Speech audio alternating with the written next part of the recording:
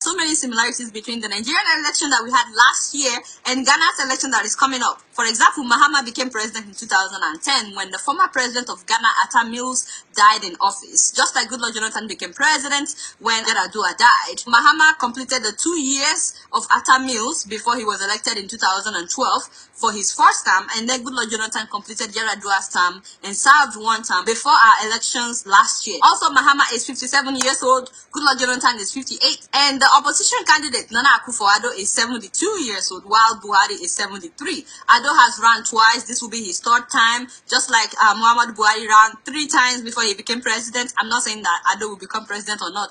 Now, let's talk about the not so good side of Mahama's administration. The main problem that Ghanaians have with President Mahama is corruption in his administration. And according to Ghanaians, that in itself could be a perception. They're saying that Mahama himself may not be corrupt, but there are definitely a lot of corrupt officials in his administration. So yes, he built roads and hospitals, but the argument is that the money allegedly spent on this project don't rhyme with the value of the project. For example, the former transportation minister claimed that she spent $1 million, as in $1 million US, to paint portraits of past and present presidents on 116 buses. And people were like, that is like spending $8,600 on repainting a bus. Haba. Of course, that minister stepped down. Also in 2014, the Savannah Accelerated Development Authority claimed that they spent 13 million cedis, that is more than $3.2 million, on planting 5 million trees. People are saying that's outrageous. Now, the ridiculous thing is that they couldn't account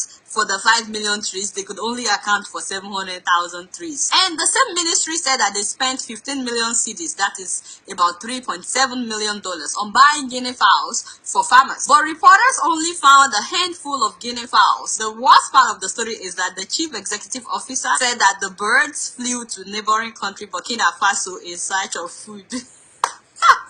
Corruption. After people started shouting, after some months, he said that the guinea fowls are back.